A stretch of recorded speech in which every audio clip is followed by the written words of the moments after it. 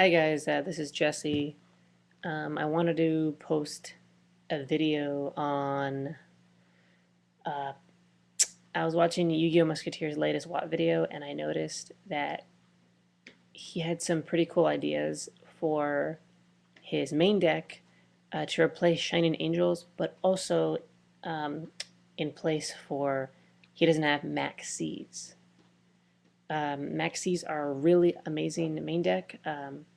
These cards are totally busted in the meta right now with MST and Heavy. Valor and Maxx are really powerful hand traps. But I understand that Maxx, if you're a budget player, you're probably playing Watts.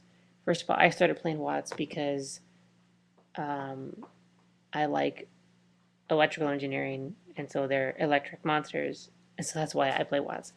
But I understand that Watts is a very good budget deck to go for, other than, I suppose, Dark Worlds.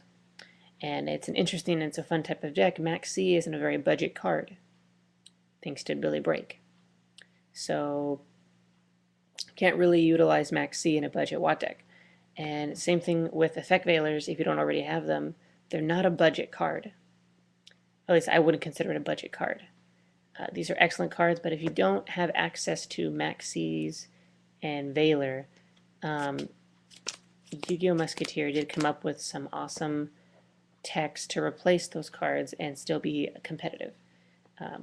One of those cards, which I used also in a previous format, is Lava Golem. Lava Golem is amazing in Watts because he gets in there for that burn damage. You can just totally bypass monsters. You can send a BLS. You can tribute Xian. Last format I tributed 2 Xians, which felt amazing. You contribute Barkion, Jinzo, monsters that really give you Thunder Kings, monsters that really give you problems. Gadgets are a big problem. They get under that messenger piece. So Lava Golem is a fantastic card in Watts to get that burn damage in, as well as the direct attacks with Lava Golem, and you can't do anything under messenger piece. So it's fantastic. I don't use Lava Golems. At least not this format. I feel like it's too much of a threat against me. I use it in the lock deck, but that's about it. But yeah, Lava Golem. Also, another interesting tech that I didn't think of, but Yu-Gi-Oh! Musketeer thought of, was Trajodia. Trajodia is excellent. I'm sorry for the lighting here. I'm in low lighting in my apartment. Trajodia is excellent because of Pheasant. Pheasant gives you constant hand advantage with the pluses that you get from attacking directly, which will give Trajodia a very high attack and defense. So you can leave it there for a wall, or you can even go really aggro with Trajodia, especially if you get an attack with Watt Giraffe in. They can't mirror force you or deprison, so then you can get a strong attack in with Trajodia. Also, you can take Tengus and exceed with them, which is amazing. So you can take monsters with Trajodia and not have to worry about it. So it's a really great tech. Actually, it's a very good idea. Again, this is by Yu-Gi-Oh! Musketeers. This is his idea. A great alternative to not having Maxx and Veilers. Another good tech is Bottomless Trap Hole. Bottomless Trap Hole is especially good against real problem decks like Gladiator Beasts and Gravekeepers and Black Wings, decks that just swarm like crazy over you. And also good against Breaker, because Breaker can't call priority because the effect is the trigger effect that gives him the counter. So you can Bottomless Breaker before he starts popping your stuff. So it's a really good card. Bottomless is excellent, especially against the Rabbit deck. It just wrecks the Rabbit deck. Excellent against Dark Worlds, so this is a really good main deck card as well. If you don't have, the Maxx and the Veilers, you could also try different builds, where you can go for a more kind of anti-meta-ish, I suppose. You could go for removal, so you could use Dimensional Fissure and Macrocosmos instead. I side these cards, but I don't main them simply because I have Maxx and Veilers, and they're not going to go off. The problem with running these two cards is you can't run Honest. and you can't run Sangan. That's like about the only problem. And you can't run Call the Haunted and stuff like that. You can have to take those cards out and go for these cards. But if you think about it, it does wreck a lot of decks right now. Agents, Plant Synchro, Dark Worlds. It is really good aggressive card, but it does have its drawbacks that you can't use the nuts cards that you can utilize, like Sangan and Honest. So that's the only drawback. Other than that, they're excellent cards. You could also go for more Wabakus. I don't use Wabakus, but I will probably wind up citing them in against decks that go nuts against my back row.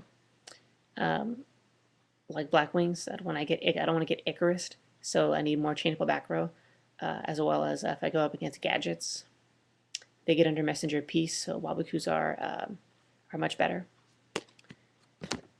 And then one other idea you could try is the Solidarity build of Watts. I don't like it at all. It's really slow and inconsistent. But hey, some people run Solidarity in Watts and it works perfectly fine for them. But hey, it's just another idea that you can try out. You probably need Thunder Kings though, so I wouldn't actually recommend it for a budget Watt player because Thunder Kings are not inexpensive unless you want to go for the commons, which are still, I think, around like $8. So, but just an idea. So yeah, these cards here, excellent choices for if you don't have Maxx's or Veilers, and then you can also go the more anti-meta maining Dimensional Fissure and Macrocosmos. And also some things that you should have in the Watt deck, I feel that you should have. You could also utilize more Watt cancels. If you look at Watts, which is one of the reasons that I run the Hopper Lock as my other deck, and I feel is more consistent than the aggro version, is because Watts have their own protective support that's actually really good. You know, Hopper has a very good effect that protects all your monsters all by itself, and Watt Cancel is a very good card to utilize against synchro decks and agents. It's excellent. So this is another really good card that I main at least one, or I main just one. But you could main more, and they're also really they're throwaways. They're like 50 cents or less than that. Cards that you should have if you want to have a competitive deck, I feel you should have dualities. They've been reprinted. I have the sticker duality, the super duality. You should be, if you want to be competitive, you need to at least invest in dualities because they keep up consistency. I mean, you need to run them. They're important. Another thing is warnings. This is not the sticker warning, but they are reprinted in the tins, and you should be running them because you have to have them. I mean, they're staples. I mean, like the staple. Warning is so important in a deck, and you should always expect a warning. If you want to be competitive, you need to run warnings. Other thing I wanted to bring up, side deck. Some side deck cards, if you don't have cards that you cite into like Grand Mole, Neospace and Grand Mole, or Aron Metion, the Time Lord. You could also think about cards like, or Debunks, if you don't have Debunks. Budget cards, Goes and Match. Since pretty much the whole deck is light, you can go Goes and Match and stop Plant Synchros. Another one, budget card, is Mind Crush. Mind Crush is really good against a lot of decks that search, which is pretty much like almost every deck searches. So Mind Crush gets those pluses out of their hand. And Transmigration. I'm pretty sure you can get the common Transmigration for very inexpensive. Transmigration is very good. I love it against Plant Synchro. When they mill for bulb, you just return it to the deck, and then you can return one of your own Watts, or you can return one of your staples like Monster Born back to the deck, so forth and so on. So excellent card. And then one of my favorite cards, Liberty at Last. I cited this in Tech Genis. It's really good. If your monster gets attacked, you can and destroy it and send it to the graveyard. You can bounce 2 face-ups your opponent controls back to the deck. Nuts against agents. Very good against agents. Other than that, it's a really good card. I like it a lot. Let's see. So I think that's about all I had. I just wanted to go over some alternatives to Maxx and Effect Veiler. If you're not able to get those cards as a budget WoT player, because I do understand that my build does have, Maxx and Veilers, and I do have a job and I have the resources to get these cards. But if you don't, it's perfectly understandable, or you don't take the game seriously enough, you don't want to spend the money, that's also perfectly understandable. You can go for these cards. Bottomless Lava Golem Trajodia. The commons are very inexpensive, and they're great cards. And again, credit to Yu-Gi-Oh! Musketeer for these excellent techs and WoTs, and good luck to him at YCS Brighton. And that's all I had for tonight, and thank you for watching.